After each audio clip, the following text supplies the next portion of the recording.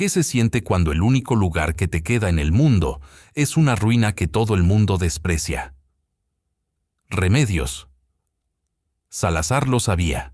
Lo sabía porque era el único pensamiento que le quedaba, mientras sus manos doblaban el último vestido de su esposo muerto y lo colocaban en el fondo de la maleta de cuero agrietado. La misma maleta con la que habían llegado juntos a Polvo Rojo, Texas, 11 años atrás, llenos de planes que el desierto todavía no había devorado.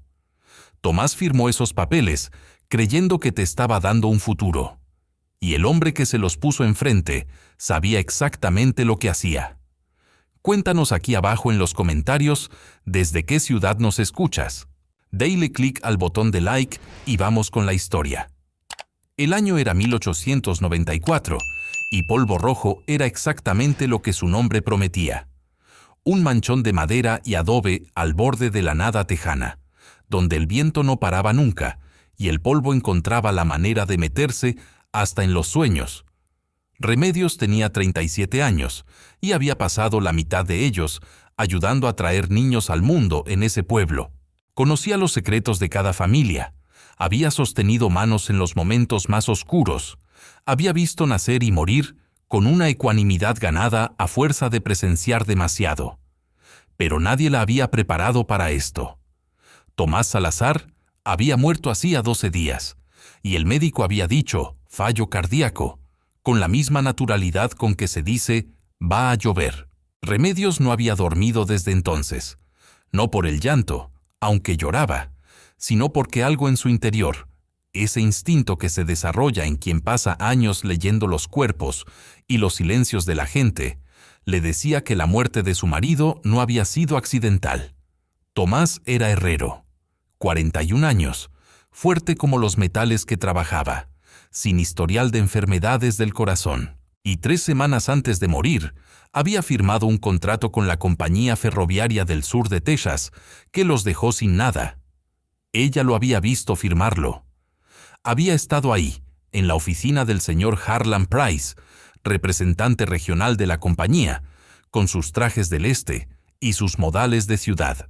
Price había puesto sobre la mesa un documento de 20 páginas y le había explicado a Tomás, con paciencia de maestro, explicándole a un niño lento, que la compañía necesitaba el terreno para tender la vía, que la oferta era generosa, que si no firmaba voluntariamente los procedimientos legales, tomarían meses y al final obtendrían lo mismo, pero él no vería un centavo. Tomás había firmado. Remedios había querido decir algo.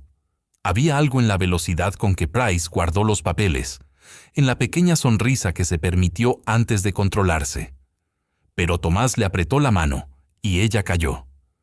3 semanas después, Tomás estaba muerto. Y Harlan Price se había presentado al velorio con flores.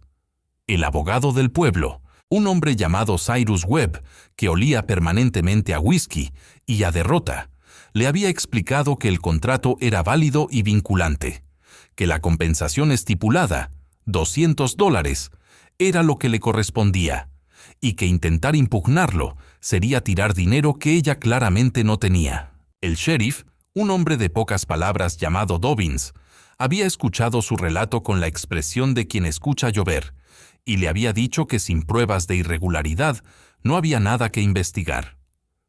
Las mujeres del pueblo habían traído cazuelas de comida los primeros días. Luego la vida cotidiana las había reclamado, y Remedios se había quedado sola con el silencio de la casa, que pronto dejaría de ser suya. Porque $200 no alcanzaban para nada en Polvo Rojo. La casa seguía siendo de la compañía ferroviaria, según las cláusulas del contrato que Cyrus Webb le leyó con voz monótona. Tenía 30 días para desocupar. Había intentado todo lo que una mujer sola podía intentar en el Texas de 1894. Había ido al juzgado del condado en la ciudad de Mesas Altas, a 3 horas de distancia, y el empleado le había dicho que sin representación legal no podía presentar ninguna demanda. Había buscado otro abogado y le habían cotizado honorarios que sumaban el doble de lo que tenía. Había escrito una carta al periódico local y nadie le respondió. Y mientras todo esto sucedía, las otras mujeres de polvo rojo la miraban con esa mezcla de lástima y alivio que reservamos para las desgracias ajenas, que nos recuerdan cuán delgado es el hilo. Era el 23 de octubre cuando tomó la decisión. Ese día, Remedios. Salazar dobló el último vestido de su esposo muerto, lo colocó en la maleta de cuero agrietado y salió a caminar por la planicie. No tenía un destino claro, solo necesitaba alejarse de las paredes, que pronto ya no serían suyas. El viento del norte llegaba ya con dientes de invierno, doblegando los matorrales de chaparral, levantando cortinas de polvo que oscurecían el horizonte tejano hasta hacerlo desaparecer. Caminó durante 2 horas, o 3. El tiempo en la planicie abierta se disuelve de manera extraña cuando el cielo es tan grande que aplasta todo sentido de escala. Fue el viento quien la guió, o eso le parecería después, cuando intentara recordar por qué se había desviado hacia el este, alejándose del pueblo en lugar de regresar. El caso es que giró, sin razón aparente, y caminó media hora más por terreno que nadie reclamaba. Tierra de nadie entre los límites de 3 propiedades distintas, áspera y pedregosa, con solo matorrales y el esqueleto oxidado de algún sueño anterior. Y entonces lo vio. El molino de viento se alzaba en el centro de la planicie como un gigante vencido. Las aspas estaban rotas, 3 de 4 arrancadas por alguna tormenta que ya nadie recordaba, y la torre de madera se inclinaba unos 15 grados hacia el sur, con la resignación de quien lleva mucho tiempo, esperando que alguien se preocupe por él. A su alrededor, los restos de una cisterna de piedra, y más allá, los cimientos de una estructura que debió ser pequeña y nunca llegó a terminarse. Remedios se detuvo. Nadie ha pisado aquí en años, pensó. Nadie lo quiere, nadie lo reclama. El viento pasó entre las aspas rotas y produjo un sonido. No exactamente musical, sino melancólico, como alguien que recuerda una canción sin poder recordar la letra. Algo se movió en el pecho de Remedios. No esperanza, todavía. Algo más pequeño. Una pregunta. El polvo tejano no distingue entre la desesperación y la curiosidad. A ambas las trata igual, envolviéndolas en su abrazo ocre, mientras el viento del norte convierte la planicie en un lugar que parece el fin del mundo conocido. Remedios Salazar se acercó al molino con la precaución de quien ha aprendido que las ruinas guardan sorpresas, no siempre gratas. La tierra alrededor estaba endurecida por años de sol sin pisar, agrietada en patrones geométricos que recordaban a pieles de lagarto. Los matorrales de chaparral habían conquistado los cimientos de piedra como un ejército paciente. Solo el esqueleto del molino se alzaba con cierta dignidad, hierro oxidado en los ejes, madera ennegrecida en la estructura, pero los pernos todavía firmes, el diseño todavía reconocible. Rodeó la cisterna primero. Era circular, construida en piedra bien trabajada, con una tapadera de madera que el tiempo había combado pero no destruido del todo. Cuando la levantó, a pesar del crujido de protesta, el interior no estaba seco. Una mancha oscura en el fondo sugería humedad. El acuífero seguía ahí, dormido pero no muerto. Si el molino funcionara, pensó, habría agua. Siguió explorando. Los cimientos de la estructura inacabada eran sólidos. Alguien había previsto construir algo permanente antes de que los planes se torcieran. Entre las piedras encontró un cincel herrumbrado, una pala con el mango partido, y lo que al principio confundió con una piedra más, pero resultó ser una caja metálica, enterrada apenas bajo la superficie, sin candado, sellada solo por el óxido. Tardó varios minutos en abrirla, con las manos enrojecidas por el esfuerzo, el viento azotándole el pelo suelto contra la cara. Dentro había un sobre encerado, aún intacto, y dentro del sobre 3 documentos doblados y una nota breve escrita con letra clara de mujer. La nota decía: si alguien encuentra esto, que sepa que estas tierras pertenecen a la familia Ochoa, por escritura legítima. Nos las quitaron con papeles falsos, Las pruebas están debajo del corazón del hogar. Dios les ilumine para encontrarlas. Petra Ochoa, 1887. Remedios releyó la nota 3 veces. Luego guardó la caja bajo el brazo y miró alrededor con nuevos ojos. 7 años. Esta mujer esperó que alguien la encontrara durante 7 años. Tenía que entrar al molino. Tenía que ver qué había debajo de esos cimientos. Pero la luz ya declinaba con la brusquedad característica del otoño tejano. Y sola, en terreno desconocido, de noche no era prudente. Esa noche durmió en la casa que pronto dejaría de ser suya, con la caja metálica bajo la almohada y los 3 documentos extendidos sobre la mesa.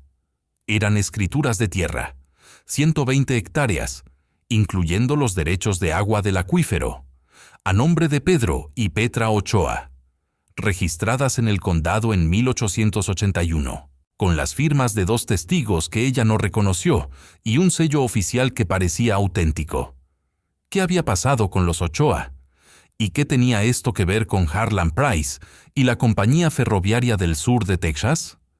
A las 3 de la mañana, con el viento golpeando los postigos de la ventana, Remedios se incorporó en la cama y comprendió algo con la claridad que a veces solo llega en la oscuridad. Ella no había llegado a ese molino por casualidad. Tomás le había hablado de ese terreno. Le había dicho que Price había intentado comprárselo a alguien antes que a él, que el primer propietario había desaparecido de manera oscura. En ese momento no le había dado importancia. Ahora se preguntaba cuánto había sabido Tomás antes de morir. Al amanecer siguiente, Remedios cargó su maleta con lo esencial, el rifle que su esposo había guardado bajo la cama, las municiones en una bolsa de cuero, agua, comida para 3 días, mantas, y salió hacia el molino. No había plan claro, solo la certeza de que en ese lugar había algo que el mundo poderoso de Harlan Price no quería que nadie encontrara, y que ella tenía 30 días antes de quedarse sin ningún otro lugar a donde ir. El camino de 2 horas lo hizo en silencio, con el viento empujándola hacia el este, como si la planicie misma estuviera de su parte. Cuando llegó al molino, el sol de octubre brillaba oblicuo sobre las aspas rotas y los cimientos de piedra, y por un momento, solo un momento, Remedios Salazar sintió algo que no sentía desde hacía 12 días. Sintió que todavía tenía algo que hacer en el mundo. Pasó la mañana asegurando el perímetro. Revisó las maderas de la estructura principal y encontró que 2 vigas principales, aunque envejecidas, aguantarían peso. Destapó completamente la cisterna y bajó una piedra con una cuerda. El fondo estaba húmedo. El acuífero respiraba a 4 metros de profundidad. Encontró en los restos de la construcción inacabada una puerta de madera, caída y cubierta de tierra, que al levantarla reveló una rampa de piedra que bajaba en pendiente suave hacia la oscuridad. Debajo del corazón del hogar. Esto era el hogar. La rampa llevaba al subsuelo. Encendió la lámpara de aceite que había traído. Revisó el rifle, cargado, funcional, listo, y bajó. El espacio subterráneo era pequeño pero construido con cuidado. Paredes de piedra revocada, techo bajo que obligaba a agacharse, y a lo largo de la pared del fondo, protegidos por la piedra y la oscuridad, 2 baúles de madera reforzados con hierro, ambos cerrados con candados que el tiempo había oxidado hasta hacerlos frágiles. El primero cayó con 2 golpes del mango del rifle. Dentro, cuidadosamente envueltos en tela encerada, más documentos, cartas, registros, y lo que tardó varios minutos en comprender que estaba leyendo, porque la implicación era tan grande que su mente la rechazaba inicialmente, era un libro de contabilidad con el sello de la Compañía Ferroviaria del Sur de Texas, con fechas que empezaban en 1883, con nombres de propietarios, y al lado de cada nombre, columnas que registraban el método utilizado para obtener sus tierras, el precio pagado, el precio real de mercado, y en varios casos, una columna final rotulada con una sola palabra: eliminado. Al lado del nombre Pedro Ochoa año 1887, esa columna no estaba vacía. Remedios tardó un momento en poder respirar con normalidad. Entonces escuchó, sobre su cabeza, el sonido inconfundible de cascos de caballos aproximándose a la estructura. Varios caballos, 4, al menos. Quizá más. Apagó la lámpara y esperó en la oscuridad, con el libro de contabilidad apretado contra el pecho y el rifle cruzado sobre las rodillas, mientras sobre su cabeza las voces de los hombres llenaban la planicie abierta del Texas de octubre. En la oscuridad del subterráneo, el tiempo adopta una textura distinta. Cada sonido llega amplificado. El pisar de las botas sobre la piedra, las voces que el techo de roca convierte en ecos, el crujir de la madera vieja bajo el peso de hombres que no saben que hay alguien escuchando debajo de sus pies. Remedios contó 3 voces distintas. Ninguna conocida, pero una, la que daba instrucciones, tenía el acento del este, ese ceseo ligeramente forzado de quien ha practicado parecer de ciudad. «El molino está intacto», dijo esa voz. Price quería confirmar que nadie había tocado nada. «Nadie viene aquí», respondió otra. «Lleva años abandonado». Price no confía en eso, ahora que la línea va a pasar a 2 millas. Cuando empiece la construcción, estos terrenos van a valer 10 veces más que hace un año. Y hay un asunto pendiente con el registro. Silencio. El crujir de algo moviéndose sobre las tablas que cubrían el acceso a la rampa donde estaba Remedios. ¿Qué asunto? Escrituras. El viejo Ochoa las registró antes de que pudieran impedirlo. Si alguien las encuentra, nadie sabe que existen. Price dice que la mujer del herrero puede ser un problema. Anduvo haciendo preguntas en el juzgado de mesas altas. Remedios no respiró durante varios segundos. ¿La partera? Ex partera. Ya no tiene nada. El marido firmó y murió. Si sigue haciendo preguntas, hay que persuadirla de que se vaya del condado. Las botas crujieron sobre las tablas. Una pausa. Aquí no hay nada. Vamos. Los caballos se alejaron 10 minutos después, pero Remedios esperó en la oscuridad otros 30 antes de atreverse a encender la lámpara nuevamente. Sus manos temblaban. No exactamente de miedo, sino de la clase de ira que viene mezclada con el miedo y que tiene que encontrar un cauce o lo destruye todo por dentro. Tomás firmó esos papeles creyendo que era lo único que podía hacer. Y Price lo sabía todo el tiempo. Abrió el segundo baúl. Este contenía algo diferente, un diario de cuero encuadernado, con el nombre Petra Ochoa grabado en la tapa. Y debajo del diario, envuelto en tela, un objeto que tardó en reconocer, como un plano de ingeniería. El tipo que usan los constructores de ferrovías, con cotas y curvas de nivel y anotaciones técnicas que ella no comprendía del todo, pero que mostraban claramente que la línea ferroviaria proyectada pasaba exactamente por el acuífero que alimentaba el molino de viento. El acuífero que era la única fuente de agua potable para un radio de 30 millas. Quien controlara ese pozo controlaba todo lo que crecía, se criaba y vivía en esa planicie. Remedios se sentó en el suelo del subterráneo y leyó el diario de Petra Ochoa durante 2 horas. Era la historia de una familia que había llegado a Texas desde Sonora en 1879, que había encontrado el acuífero cavando un pozo, que había construido el molino y empezado a cobrar tarifas razonables a los rancheros vecinos por acceso al agua. Una familia próspera en pequeña escala, respetada, con hijos que iban a la escuela, hasta que en 1883 llegó un hombre de la compañía ferroviaria, con un mapa y sonrisa amable, que les explicó que necesitaban los derechos de agua para la construcción, que la oferta era generosa, que sería mejor aceptar. Pedro Ochoa había dicho que no. El diario registraba lo que vino después con la precisión dolorosa de quien escribe para no volverse loco. Intimidaciones primero, luego sabotaje del molino, luego acusaciones falsas de violación de linderos.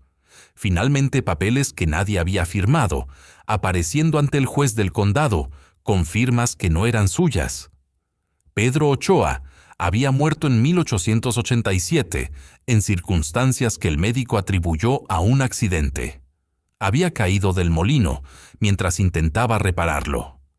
La última entrada del diario era de octubre de 1887, escrita con letra firme, pero sin las adornadas mayúsculas de las primeras páginas.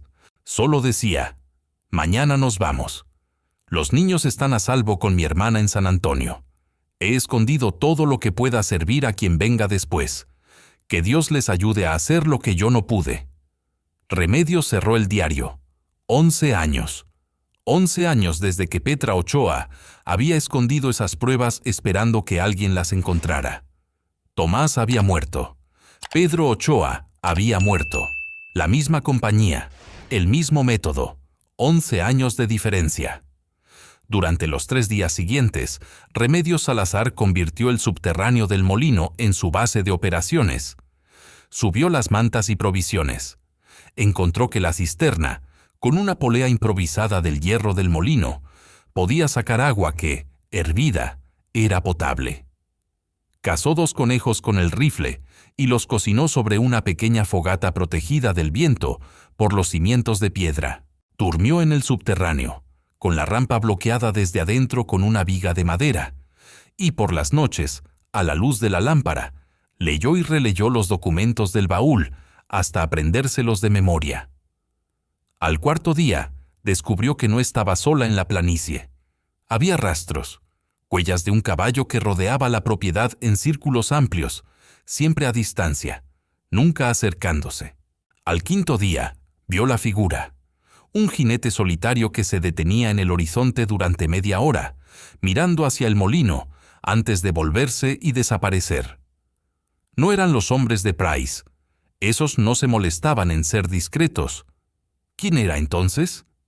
La respuesta llegó al 6.º día, cuando el jinete solitario por fin se acercó lo suficiente para que Remedios, agazapada tras los cimientos con el rifle preparado, pudiera verle la cara. Era una mujer de unos 50 años, con el pelo gris trenzado bajo un sombrero de trabajo y la postura en la silla de quien ha pasado décadas a caballo. «Sé que estás ahí», gritó la mujer desde unos 20 metros. No era una amenaza. Su voz tenía algo distinto, una especie de urgencia cansada. «Me llamo Celia Ochoa, soy la hermana de Petra, y si encontraste lo que creo que encontraste, tenemos que hablar». Remedios bajó despacio el rifle. Su corazón golpeaba con fuerza.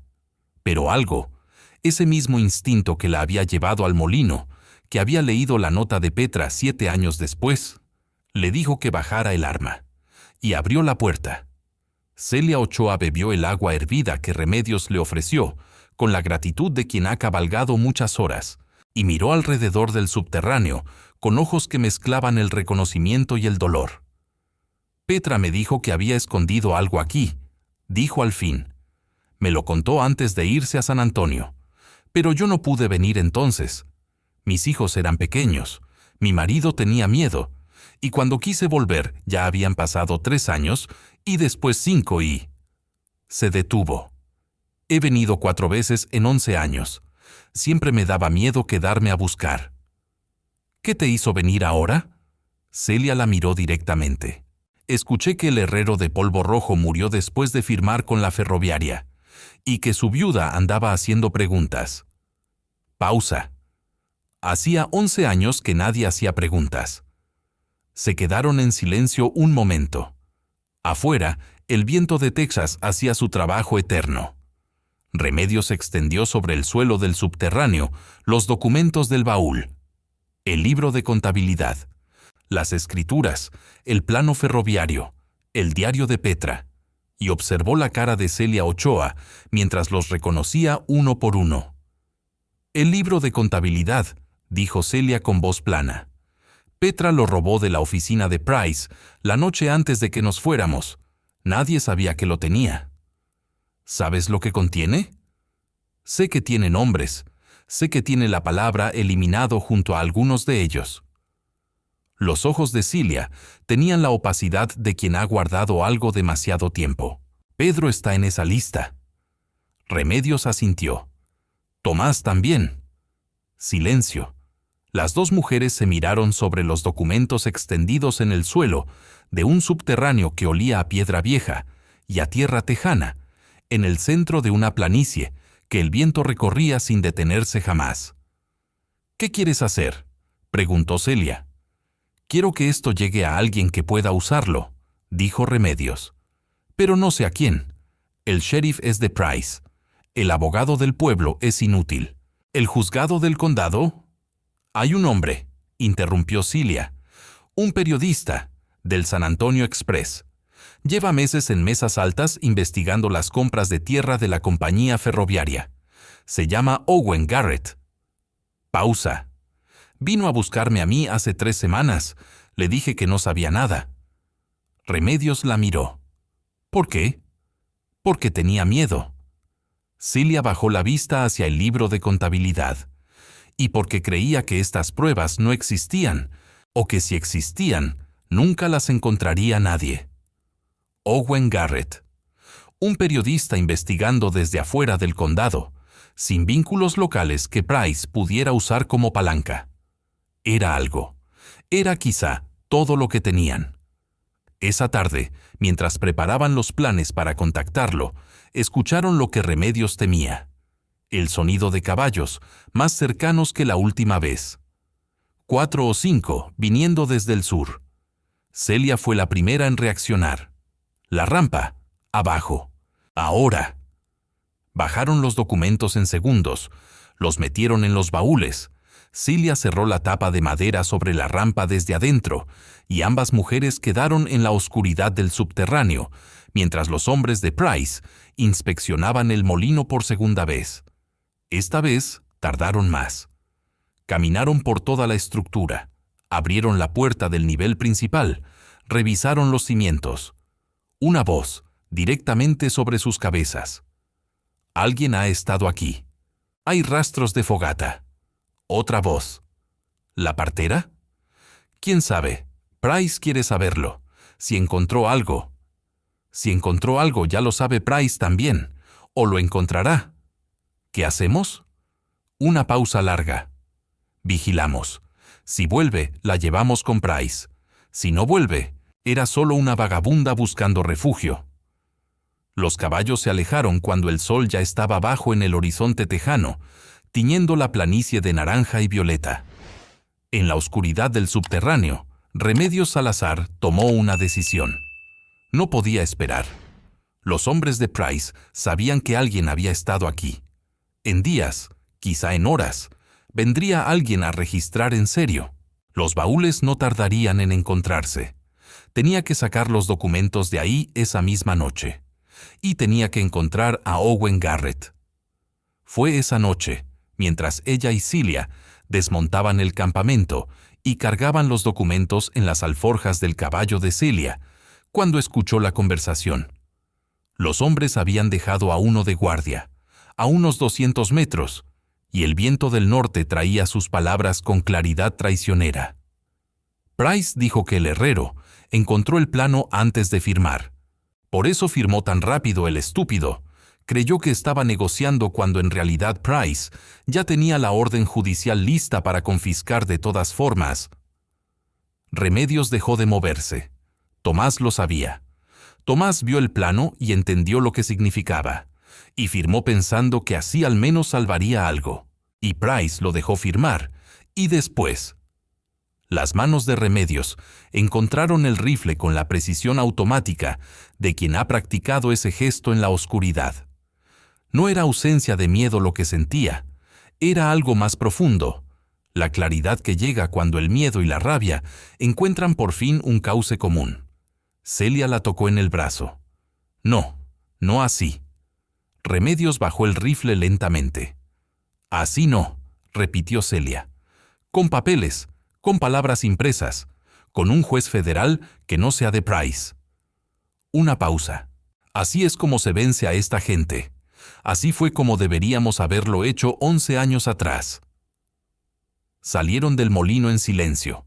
por el lado norte, alejándose del guardia. Las estrellas de Texas eran infinitas sobre sus cabezas, el viento constante, la planicie extendida en todas direcciones, como una página en blanco que alguien todavía podía escribir. Remedios Salazar no miró atrás. Mesas Altas era una ciudad de verdad comparada con Polvo Rojo. 2.000 habitantes, 3 calles principales con aceras de madera, un hotel de 2 pisos, juzgado propio, y según Celia, un periodista del San Antonio Express, alojado desde hacía 6 semanas en la habitación 4 del Hotel Frontera. Llegaron al amanecer, después de cabalgar toda la noche, con los documentos distribuidos entre las alforjas del caballo de Cilia y las bolsas de provisiones de Remedios, para que ninguna emboscada en el camino pudiera confiscarlos todos de una vez. Owen Garrett abrió la puerta de su habitación en camisa de dormir, con cara de quien dormía mal desde hacía semanas, y los miró a las dos con expresión que fue evolucionando, de la irritación al asombro, conforme sus ojos se posaban en la caja metálica que Remedios sostenía. «Celia Ochoa», dijo, despertándose de golpe. «Dijo que no sabía nada». «Mentí», respondió Celia. «Ahora no estoy mintiendo». Pasaron 4 horas en esa habitación de hotel, con los documentos extendidos sobre la cama y la mesa, mientras Garrett leía con la concentración de quien ha pasado meses buscando exactamente esto. Era un hombre de 40 años, delgado, con anteojos que se quitaba y volvía a ponerse mientras leía, y con el hábito de hacer preguntas en voz baja, precisas, sin adornos. «El libro de contabilidad es la pieza central», dijo al fin. «Si es auténtico, y el papel, la tinta y el sello sugieren que sí, conecta a Price directamente con al menos 14 adquisiciones fraudulentas entre 1883 y 1893. Pausa. Incluyendo la de su esposo. Lo dijo mirando a Remedios sin apartar la vista. La columna de eliminado junto al nombre de Tomás Salazar indica asesinato planificado. Remedios no dijo nada. Ya lo sabía. Pero escucharlo dicho por otra voz, en voz alta, en una habitación de hotel al amanecer, lo hacía diferente. Lo hacía real de una manera distinta. «¿Puede publicarlo?», preguntó. «Puedo publicar que existen y que han sido entregados a las autoridades federales», dijo Garrett. «La publicación sin verificación independiente sería impugnable. Pero hay un marshal federal en Mesas Altas que lleva su propio expediente sobre la ferroviaria. Si le llevo esto esta mañana...» «¿Es de fiar?». Garrett la miró. «Es el único hombre en 3 condados del que Price no tiene nada». Una pausa. «Hasta donde yo sé». El marshal federal se llamaba Dade Kimball y tenía la cara de quien ha visto demasiadas cosas en demasiados lugares para sorprenderse fácilmente. Escuchó a Remedios durante 20 minutos, leyó el libro de contabilidad otros 40 y al final se quitó el sombrero y lo puso sobre la mesa con la deliberación de quien toma una decisión seria.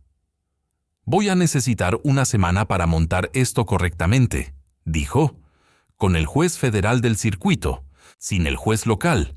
Ese está en el bolsillo de Price desde 1889. Miró a Remedios. «¿Puede mantenerla a salvo durante una semana?»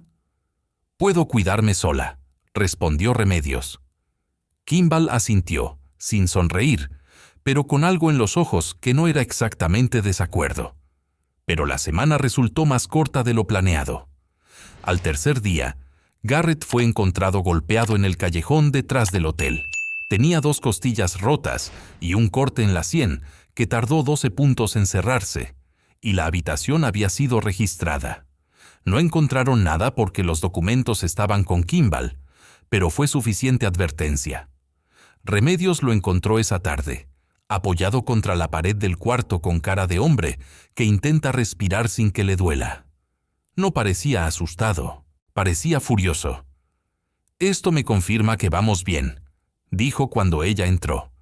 «Le rompieron costillas. Si no fuéramos una amenaza, me habrían ignorado». Hizo una pausa para respirar con cuidado. Price sabe que estamos reuniendo algo. No sabe qué exactamente. Eso nos da tiempo.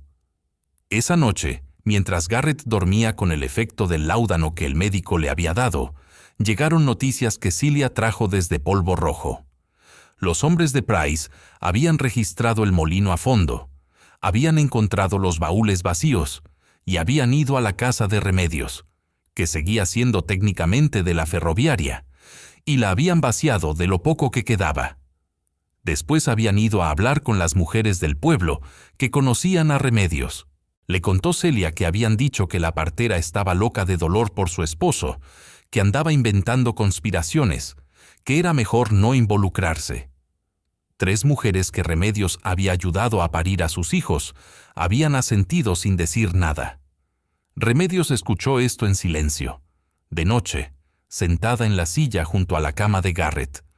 Le habían enseñado toda la vida que las mujeres necesitaban que alguien hablara por ellas, que sus palabras por sí solas no pesaban lo suficiente, que la verdad, en boca de una mujer sola, era solo una queja.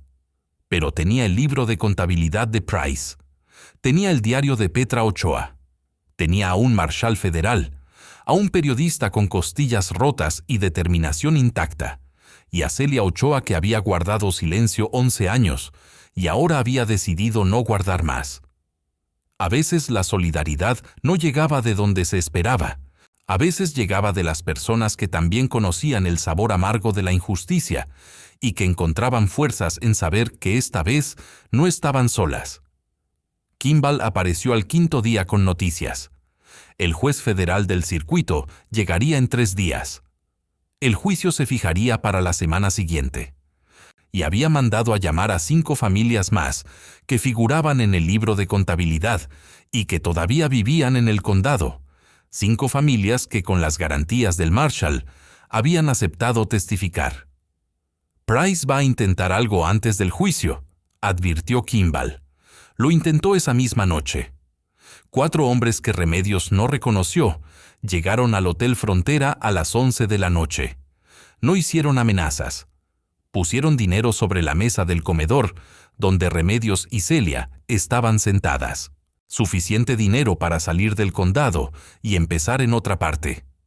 Remedios miró el dinero durante un momento. Luego lo empujó hacia el hombre que lo había traído. «Dígale a Price», dijo, «que cuando Tomás firmó esos papeles, creyó que estaba haciendo lo mejor que podía.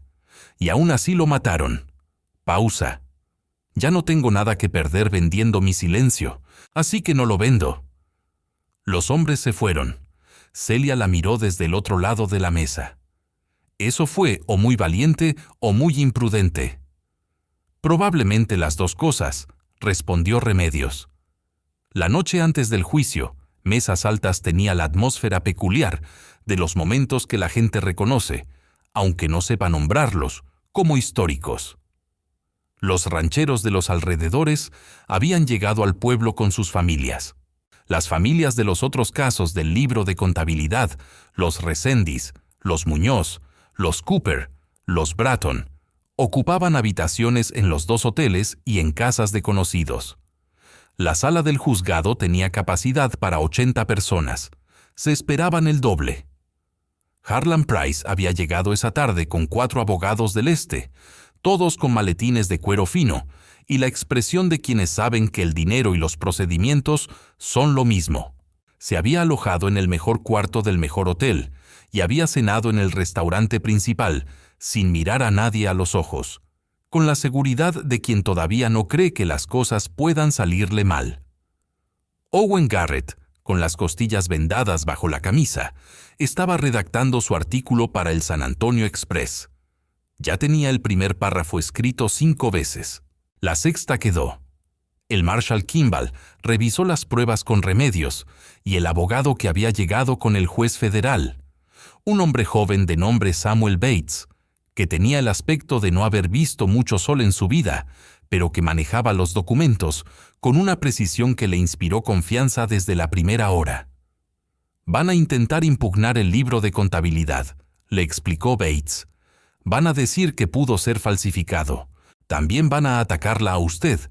Su situación económica, su estado emocional, después de la muerte de su esposo, su género. Hizo una pausa. ¿Está preparada para eso? He pasado 20 años ayudando a parir niños en el peor condado del oeste de Texas, respondió Remedios. Estoy acostumbrada a que la gente piense que no sé lo que hago. Bates consideró esto. Bien, entonces cuando pregunten, responda despacio, con claridad, y no añada nada que no le hayan preguntado. Celia Ochoa la buscó esa noche tarde. Traía con ella una mujer que Remedios no conocía, pequeña, de unos 60 años, con el pelo completamente blanco y las manos de quien ha trabajado tierra toda su vida. «Es Dolores Reséndiz», dijo Celia. «Su marido está en el libro de contabilidad. Año 1889, la columna de eliminado». Dolores Reséndiz la miró durante un momento largo, luego le tomó ambas manos. «Mi hija iba a tener su primer hijo cuando su marido murió», dijo en voz baja. «Fue usted quien la ayudó. No nos cobró nada porque sabía que no teníamos». Pausa. «Voy a testificar mañana. Solo quería que lo supiera». Remedios tuvo que mirar hacia otro lado un momento. La cadena era más larga de lo que había imaginado. Los crímenes de Price se extendían por una década de vida de condado. Un marido muerto aquí, una propiedad robada allá, una familia forzada a irse, otra convencida de callarse. Los eslabones de esa cadena eran personas que ella conocía, familias a cuyos hijos había traído al mundo, enfermos a quienes había asistido. El tejido completo de una comunidad deformada por un hombre que había usado el dinero y la ley como herramientas de despojo. Esa noche no pudo dormir. No por miedo, o no solo por miedo, sino por la acumulación de todo lo que sabía ahora que no podía de saber. Tomás firmando esos papeles con la mano del hombre que lo mataría. Pedro Ochoa cayendo del molino en 1887. Petra escondiendo esas pruebas con la esperanza fría de que alguien, en algún momento futuro que ella no vería, las encontrara y las usara. Había pasado tanto tiempo siendo la viuda de Tomás que casi había olvidado que tenía nombre propio. Reclamar esas tierras era también reclamar su identidad. Al amanecer, Remedios Salazar se peinó el pelo con cuidado. Se puso el único vestido limpio que le quedaba. No era de luto. Se había puesto el negro demasiadas veces en los últimos meses y había decidido que ya no. Y bajó al comedor del hotel, donde Bates, Kimball y Garrett la esperaban con café y la mirada de quien sabe que el día que viene va a importar. Afuera, Mesas Altas se despertaba con la energía peculiar de los días irrepetibles. El sol de noviembre salía sobre la planicie tejana, y Remedios bebió el café de pie, mirando por la ventana el horizonte enorme y abierto que llevaba semanas siendo su único testigo. El camino hacia la justicia estaba lleno de espinas, pero cada paso doloroso la acercaba a un futuro donde nadie más sería pisoteado impunemente. Era hora de entrar al juzgado. La sala del Tribunal del Condado de Mesas Altas tenía techo bajo y ventanas pequeñas, que en noviembre dejaban entrar una luz oblicua y fría. A las 9 de la mañana, cuando el juez federal Benjamin Crowder tomó asiento en el estrado y pidió orden, cada silla estaba ocupada, y había hombres y mujeres de pie contra todas las paredes. Harlan Price se sentó a la mesa de la defensa con sus 4 abogados del este y no miró a nadie de la galería. Tenía la postura de quien está seguro de que esto es un inconveniente pasajero. El fiscal especial nombrado por el juez Crowder fue directo. Fraude en la adquisición de propiedades, falsificación de documentos notariales, y en 3 casos específicos, Pedro Ochoa, Tomás Salazar y un ranchero llamado Jim Bratton, muerto en 1891, homicidio premeditado. El abogado principal de la defensa se levantó a objetar antes de que el fiscal terminara la frase. El juez Crowder lo dejó terminar y luego dijo, con la calma de quien no tiene prisa: «Anoto la objeción. Continúe, por favor». Los primeros testimonios fueron los de Celia Ochoa, que describió lo que había visto y oído en 1887, y de Daniel Reséndiz, hijo de Dolores, que presentó los documentos que su familia había guardado de su propio proceso de despojo. Los abogados de Price los interrogaron durante 1 hora cada uno, buscando contradicciones, insinuando mala memoria y motivos económicos. No encontraron nada útil. Luego Samuel Bates llamó a Remedios. El juramento fue breve. Bates comenzó con preguntas simples: nombre, profesión, años en el condado, y fue construyendo el relato con la precisión de un constructor que asienta cada piedra antes de poner la siguiente. El hallazgo de la nota de Petra Ochoa, la apertura del subterráneo, el contenido de los baúles, la entrega al Marshal Kimball. El abogado principal de Price, un hombre llamado Aldrich, esperó su turno con la paciencia de un depredador que conoce el terreno. Señora Salazar, comenzó con una cortesía que no llegaba a los ojos. ¿Tiene usted educación formal? 6 años de escuela. ¿Tiene conocimientos legales o contables? No. ¿Sabría usted distinguir un documento contable auténtico de uno falsificado? Si vi a alguien falsificarlo, sí. Una pausa. Aldrich no esperaba eso. ¿Insinúa que vio a alguien falsificar documentos? No estoy insinuando nada. Estoy respondiendo su pregunta. Si yo hubiera visto a alguien falsificar el libro de contabilidad, lo sabría distinguir. Como no lo vi, no puedo. Por eso está el experto en documentos que ya testificó esta mañana. Aldrich cambió de dirección. Su esposo murió hace menos de 2 meses. ¿Está usted bajo una tensión emocional considerable? Sí. ¿Es posible que esa tensión afecte su interpretación de los hechos? Remedios lo miró directamente. Mi tensión emocional no cambia las palabras impresas en un libro de contabilidad con el sello de la compañía del señor Price, ni cambia la columna que dice eliminado junto al nombre de mi esposo. Murmullos en la galería. El juez Crowder pidió orden.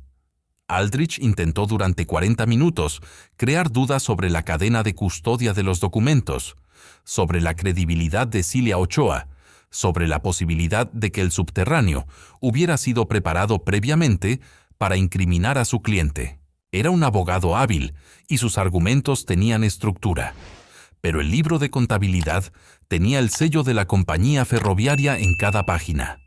Y había algo más.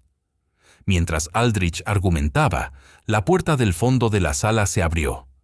Entró un hombre mayor, de unos 70 años, con ropa de camino y cara de haber viajado mucho y dormido poco. Se acercó al alguacil, le mostró un papel, y el alguacil lo llevó al juez Crowder, que leyó el papel, miró al recién llegado y levantó la mano.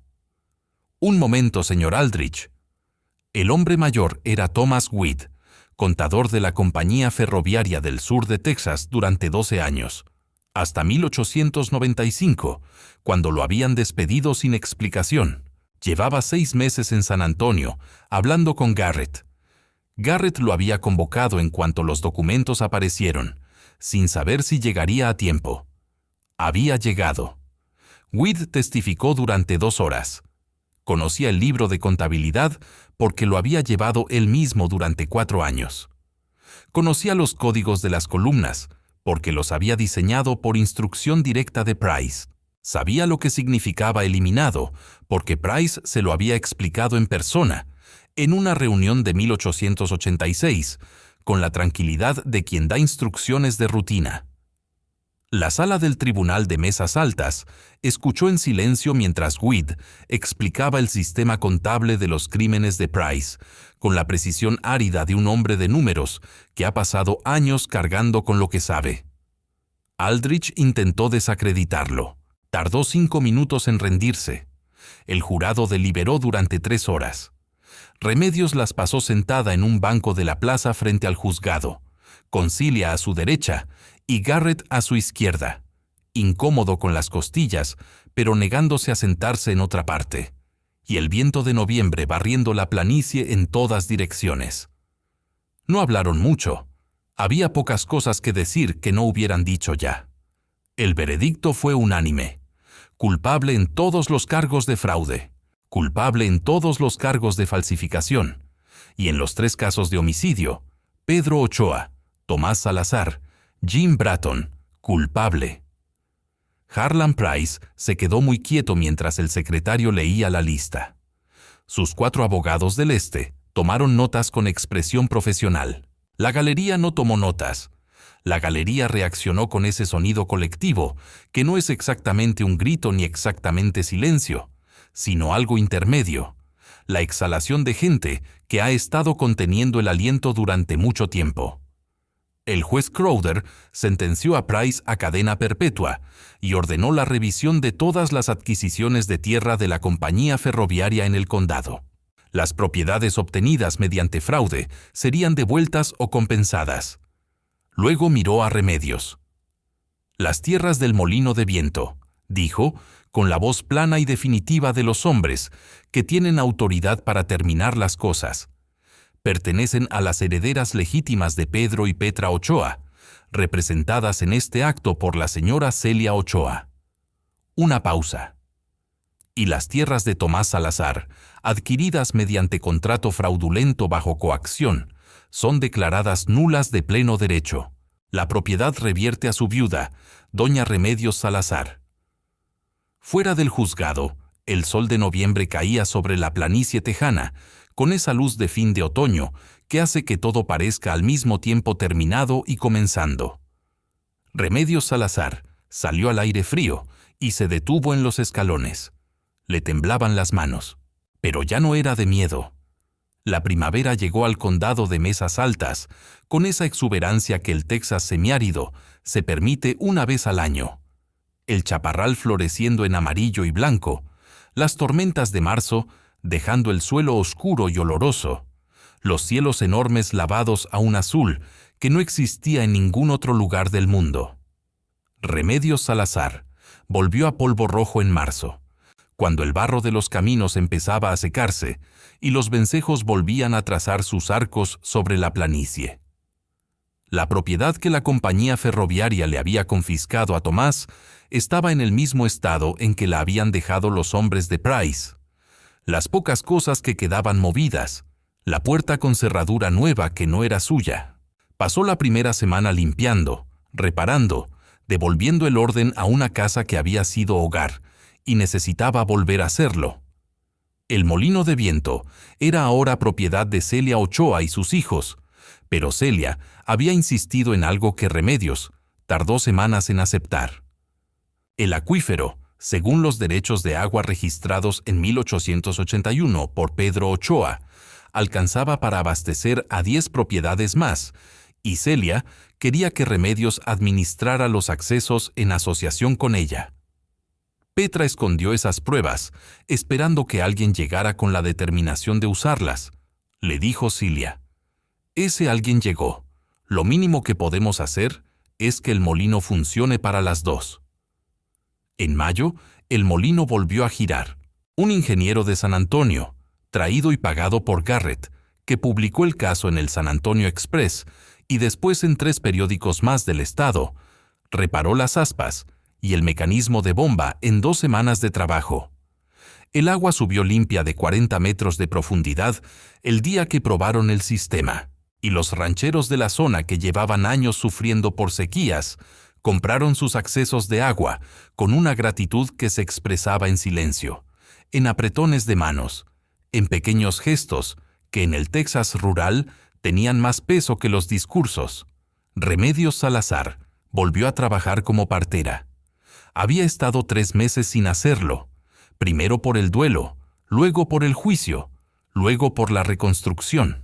Pero en junio llegó a su puerta Esperanza Muñoz, 17 años y primer embarazo, con cara de susto y una madre detrás que tenía cara de más susto todavía, y algo en Remedios volvió a su lugar con la naturalidad de lo que siempre estuvo ahí.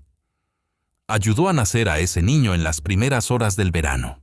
Lo sostuvo mientras lloraba su primera protesta contra el mundo, y sintió lo que siempre sentía en ese momento. Esa mezcla de agotamiento y asombro que no tiene nombre exacto, pero esta vez con algo añadido. La certeza de que ese niño nacía en un condado ligeramente menos injusto que el que había existido el año anterior. Owen Garrett publicó sus artículos, 4 en total, a lo largo de 6 meses, cada uno documentando un aspecto diferente del sistema de despojo de Price.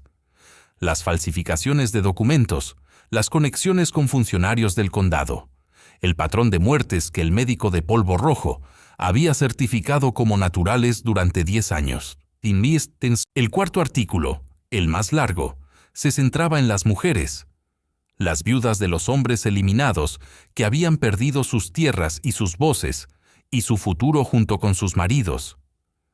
El cuarto artículo llegó a la legislatura del estado. En septiembre, el gobernador de Texas firmó una orden ejecutiva requiriendo revisión de todos los contratos de venta de tierra celebrados con compañías ferroviarias en los últimos 20 años, donde una de las partes hubiera muerto dentro de los 2 años siguientes a la firma. No era una ley perfecta, ninguna ley es perfecta, pero era el inicio de algo que no había existido antes.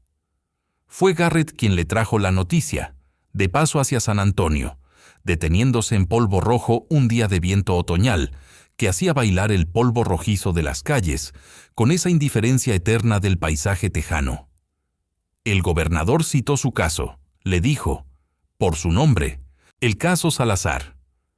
Remedios tomó un momento para asimilar esto. ¿Y los otros casos? Se están revisando. 12 familias hasta ahora con posibilidades reales de recuperar sus propiedades o recibir compensación. 12 familias, 12 grupos de personas que habían perdido lo mismo que ella, no solo tierras, sino la ilusión de que el mundo tenía reglas que valían para todos, y que ahora tenían algo que antes no tenían, la posibilidad de que alguien escuchara. Remedios había pensado mucho en Petra Ochoa ese año, en la mujer que había guardado esas pruebas en 1887, sin saber si alguien las encontraría, en la fe extraña y práctica que implicaba ese gesto, no la fe de quien espera un milagro, sino la fe de quien prepara el camino para alguien que todavía no ha llegado. La muerte de su esposo había abierto una herida profunda, pero en lugar de dejar que la amargura la consumiera, transformó ese dolor en algo que Tomás habría reconocido: trabajo concreto, útil, para las personas que vendrían después. En octubre, un año después de la noche en que había caminado por la planicie sin rumbo y encontrado un molino roto que nadie quería, Remedios Salazar estaba sentada en el porche de su casa en Polvo Rojo. Su casa, con sus papeles en regla y su nombre en el registro del condado, viendo ponerse el sol sobre el oeste tejano. El viento constante de la planicie movía el chaparral en ondas lentas. Las aspas reparadas del molino giraban en el horizonte con ese sonido que ya no le parecía melancólico, sino simplemente funcional, el sonido de algo que hace lo que debe hacer. En la cocina, Celia Ochoa revolvía algo que olía bien, porque había venido a pasar la semana, y ninguna de las dos había sentido necesidad de explicar por qué. Remedios pensó en Tomás. Lo hacía todos los días, pero de manera diferente ahora. No con esa mezcla de culpa y rabia que había dominado los primeros meses, sino con algo más parecido a lo que él habría querido. El recuerdo de un hombre que había intentado proteger a su familia con las herramientas que tenía, en un sistema diseñado para que fallara. Y pensó en lo que ella había hecho con lo que le quedaba después. Había perdido todo: esposo, hogar, seguridad. Pero al reconstruir desde las cenizas, descubrió algo que nadie podría quitarle: la certeza de que era capaz de sobrevivir cualquier tormenta, y de que sobrevivir, bien hecho, podía cambiar las cosas para todos los que vendrían después. El sol de octubre se hundía en la planicie tejana en capas de naranja y violeta, tiñendo el polvo rojo de los caminos hasta hacerlo parecer algo valioso. El viento seguía, como siempre. El horizonte era enorme, abierto, sin límite visible en ninguna dirección.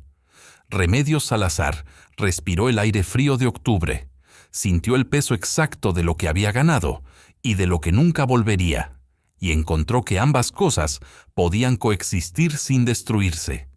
Eso, pensó, también era una forma de justicia.